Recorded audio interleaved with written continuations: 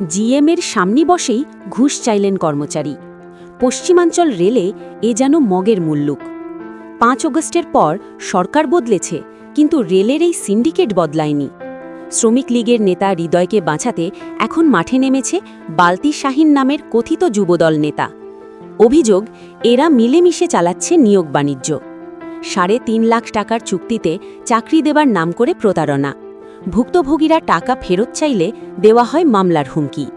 আর এই সাহসের উৎস সাবেক কর্মকর্তা বেলাল উদ্দিন, যিনি এখন জামায়াতের নাম ভাঙিয়ে প্রভাব খাটাচ্ছেন।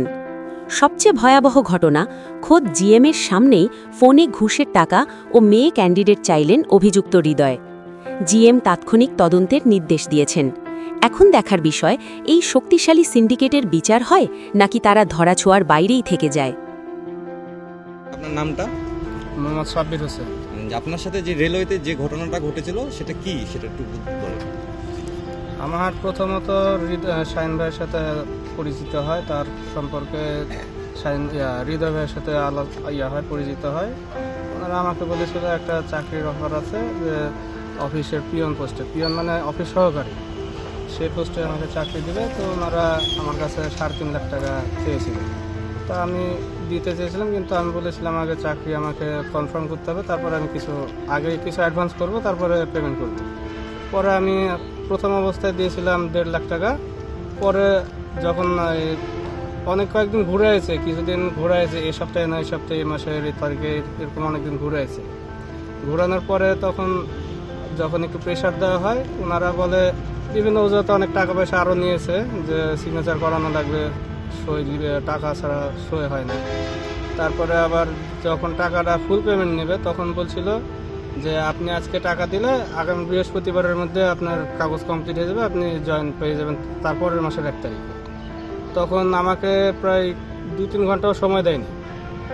আমি অনেক করে আমার জিনিসপত্র বন্ধক রেখে অনেক কষ্ট করে টাকা পয়সা জোগাড় করে অনেক আশাবাদী হয়ে দিয়েছিলাম।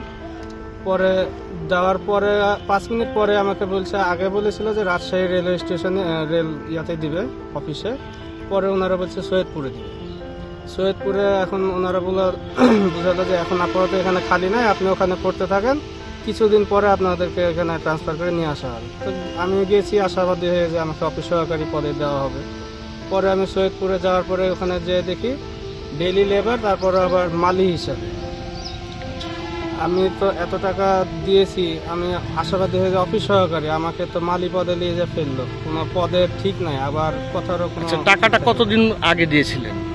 টাকাটা দেওয়া হয়েছে প্রায় 3-4 মাস হয়ে যাবে কম বেশি। আপনি টাকাটা কিভাবে দিয়েছিলেন ওনাকে?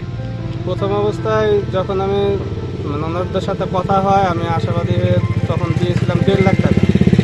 তারপরে বলেছিল যে যখন আপনাকে আমরা কাগজপত্র হ্যান্ডওভার করবো, অ্যাপয়েন্টমেন্ট লেটার বা কোনো কনফার্ম লেটার দিব আপনাদের হাতে কাগজপত্র, তখন আপনারা ফুল পেমেন্ট করবেন।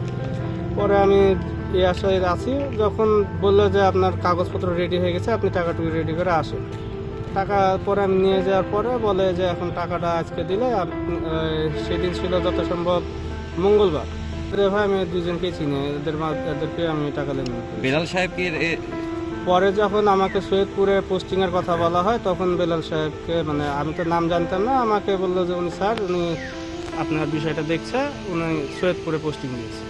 বেলাল সাহেব মানে আপনি টাকাটা কি হৃদয়ের হাতে দিয়েছিলেন না বেলাল সাহেবের হাতে? হৃদয়ের হাতে। হৃদয় এবং শাহিন ভাই দুজনই ছিল। দুজনেই ছিল। তো আচ্ছা, এই বিষয়ে কি আপনি থানাতে কোনো অভিযোগ করেছেন? না, এখন পর্যন্ত করিনি। ওনারা আমাকে আশ্বাস দিয়েছিল যে এই মাসের 1 তারিখ পর্যন্ত আশ্বাস দিয়েছিল, জানুয়ারি মাসের 1 তারিখ পর্যন্ত আশ্বাস দিয়েছিল যে আপনি এই মাসে হয়তো চাকরি পাবেন, না হলে আপনি টাকা ফেরত পাবেন, এরকম আশ্বাস দিয়েছিল। এখন টাকা না ফেরত পেলে আপনি অভিযোগ করবেন? এই তো একটু পুশ করুন।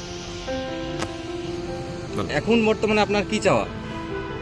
আমার চাওয়া, এখন আমি অনেক জিনিসপত্র নষ্ট করে, ক্ষতি করে আমি টাকা পয়সাগুলো অন্যদেরকে দিয়েছি। আমি একজন নিম্ন মধ্যবিত্তই বলা চলে। আমার সেরকম কোনো ইনকাম আয় রোজগার নাই। আমি খুব আশাবাদী হয়ে চাকরির আশায় টাকাগুলো দিয়েছিলাম। তা আমার টাকাগুলো পেলে আমি খুব উপকৃত হতাম, এবং আমি আশা করি যে প্রশাসন এবং ঊর্ধ্বতন কর্তৃপক্ষ ওনারা এই বিষয়ে যথেষ্ট পদক্ষেপ নেবে, আর আমি টাকাগুলো ফেরত পেলে আমার জন্য খুব উপকার।